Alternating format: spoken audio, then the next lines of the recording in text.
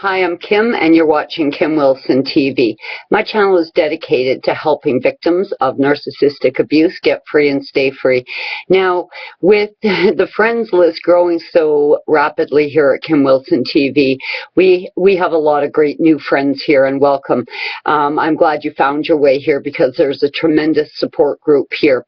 Today, I want to talk about some of the signs that you are involved with a narcissist. Now, if you're just kind of waking up to this, it can be quite a difficult thing to understand, and of course a very difficult thing to talk about because of the insidious nature of the abuse. So I just want to say welcome, and today we're going to look at some of the signs that will really help you decipher if you are involved with a narcissist or not. Now, domestic abuse in itself is a horrible thing, and most people understand domestic abuse or their involvement with an asshole. I mean, that we get. But if you're here at YouTube or you're Google searching, looking for help because what's happening is beyond explanation, that's your intuition kicking in. That is that sixth sense kicking in and saying, hold on a minute here, something's not right. This is weirder than domestic abuse. This is weirder than them just being an asshole. Something is gravely wrong here. The first sign is always going to be those red flags. Now, if you ignored the red flags as I did, well, you're probably destined for an ass kicking. But if you're just coming to terms with it, new in a relationship, and there's something quite bizarre and unexplainable about the relationship, your intuition is absolutely always going to be your best defense against ending up in a narcissistic relationship or ending up victimized by a narcissist. So intuition is a number one red flag that something's gone wrong. Now, if this love interest of yours just seems too good to be true, they probably are. The idealization stage and the love bombing really is one of the, well, it's that stronghold trap. It's that trap that keeps you there through all the other phases of the narcissist's evil plan against you. Now, when someone appears to be too good to be true, let's just say there's a good likelihood that they are. This fiend has very likely presented as someone who shares your same sense of integrity and morality. They very likely have already summed you up and mirrored you and are presenting themselves as someone just like you, absolutely mirroring you, sharing your passions, your hobbies, your interests, your desires in life, sharing your dreams. And this is how they're going to really launch this trap, this attack against you. And love bombing, it takes time in a relationship. And when you have two healthy, well-adjusted people in a relationship, typically no one is fast-tracking the union. Now, narcissists are notorious for fast-tracking this. They're going to want to move very, very quickly, spending lots of time with you, immediately starting to talk about and plan this lovely future with you. This would definitely be a red flag. Throughout the love bombing and early idealization phase, if you're hearing comments like, I don't deserve you, I wish I was a better person like you. Now, Trevor was notorious in the early stages of our relationship, absolutely notorious for saying things like this. He was constantly admiring my contribution to local issues and political issues and volunteer organizations, and was constantly saying things to me like, oh, you're such a good person, you inspire me to be better, I don't deserve you. Now, this is an early test. They're telling you the truth. This may be one of the few times they ever tell you the truth. They are flat out saying to you, you are a better person than me, I do not deserve to be with you. And from that point on, once warning you, well, to be honest, to them, that is just, you've knocked the floodgates open. You've said, okay, I hear you. I understand that I'm a better person than you, and I understand that you don't deserve me. but I'm going to open the floodgates and let your shit pour in.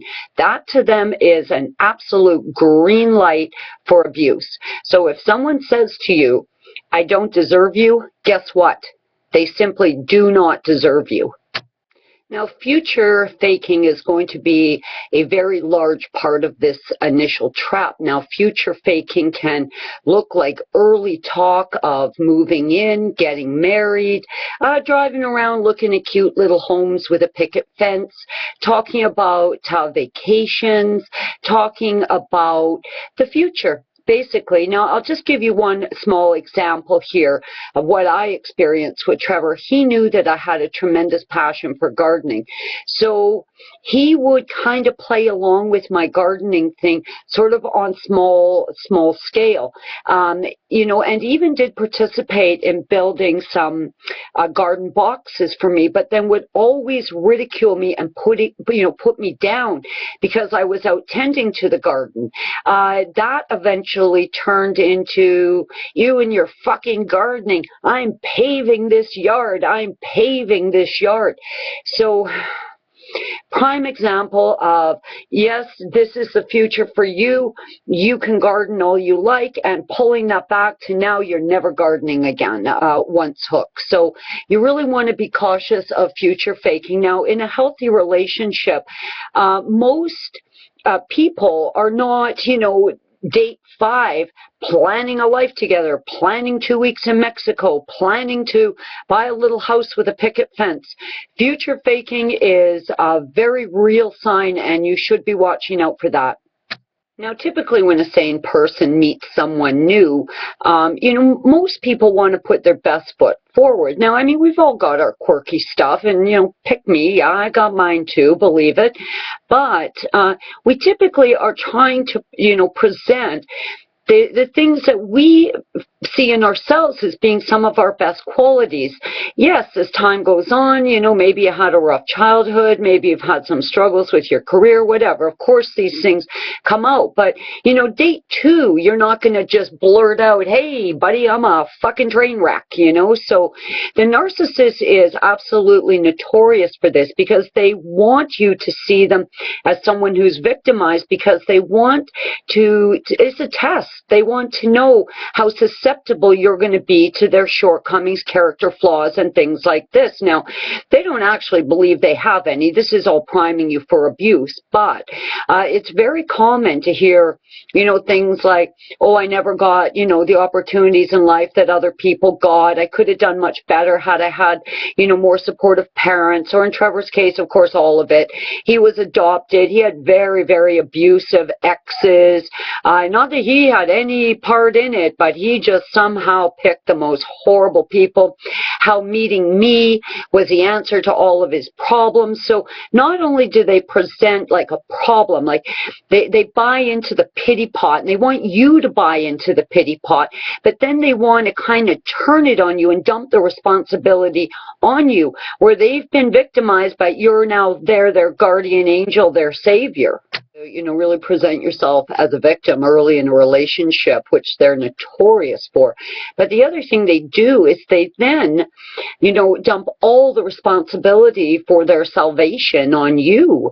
All my exes were so horrible. I couldn't pick the right person. Oh, what a different life I would have had I met you. Oh, that horrible, evil bitch that's the mother of my children. Oh, I wish you were the mother of my children. What a different life I would have had.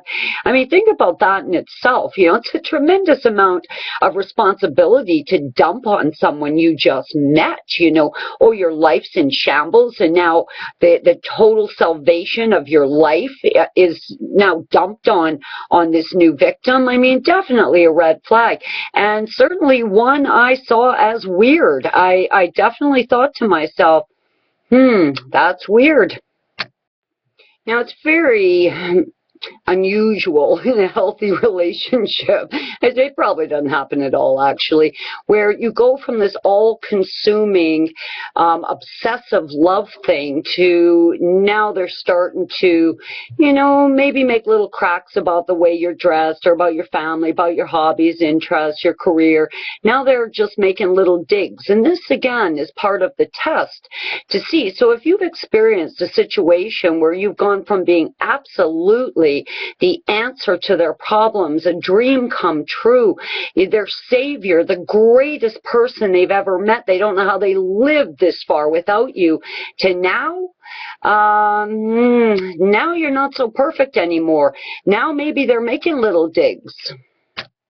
Now, maybe the narc sends you a text message, but you're busy with kids, your yard, laundry, and you don't get back to them in what they see as a timely fashion. Well, this in itself can be the trigger that sends them into a bit of silent treatment, against you. Maybe you missed a phone call from them because you were taking a shower. Well, now their suspicions and stuff's going to start to kick in, and they're going to maybe not answer the phone to you for an hour or 2 hours or 2 days. I mean, who knows at this point?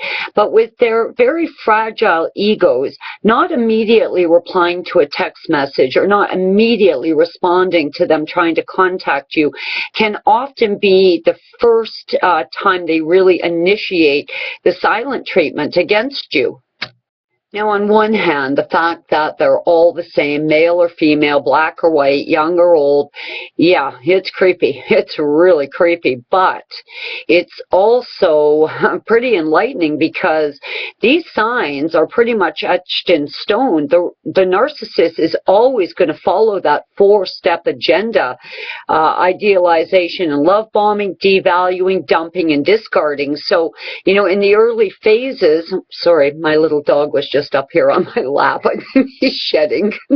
It's clear indicator of what's going on. Now, I know for sure, I never seen this shit in my life. But I'll tell you, if I was struck blind, deaf, and dumb, I'd be able to smell it from a mile away now.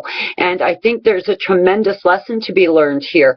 I mean, we've been kind of tested as empaths, and it really saddens me when people say, oh, I was so stupid. How could I have been so blind? Come on, guys.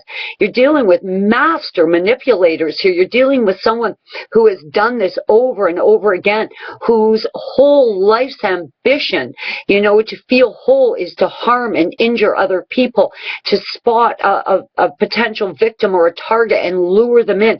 I mean, you can't blame yourself. All of this was too calculated and too methodically planned against you for you to have seen it. So please don't kick yourself, because you are not to blame. You're dealing with a real horrible piece of shit here. And yeah, no victim shaming here, guys. You're a great person and you deserve a whole lot better. So whether you're a new friend here at Kim Wilson TV or you've been with us here since the beginning, guys, all of you, thank you so much for the incredible contribution you've made to all of our healing. I mean, this has been a group effort, a great collective from around the world, and really, really proud to be part of this group. But, if you're new and you're thinking, what the hell is going on here? And it looks pretty weird, chances are you're dealing with a narcissist. So, keep in mind, if it looks too good to be true, it probably is. If they're, planning a life together, in the first month you met, chances are there's something's going wrong. If they're presenting themselves as victims or, woe is me, pity pot kind of people, chances are there's something strange going on here. If you see radical changes in their over-loving you and now giving you the silent treatment, this is not normal. Normal, healthy, well-adjusted people don't spike back and forth like that. I mean, there's loads and loads of signs, but in the end, the one that's going to keep you safe from, help you get out of the existing narc relationship you're in, or helping to save you from ever ending up in one again, is always going to be your intuition. It's always going to be, and admittedly, every siren was going off, and I ignored them. I actually thought, Kim, why are you being judgmental? Kim, you know, and this is another thing. When they present as a victim, we become really big enablers. I would excuse away his behavior because he had early on presented as a victim. Oh, all a trap. It's all a trap. The best bet to make the abuse stop or to avoid the abuse is always going to be to trust your own gut instinct. Guys, I'm Kim. You're watching Kim Wilson TV. I hope you guys are having a great narc-free day. And if you're still trapped with your narc, you know we're rooting for you to get free. Peace be with you guys.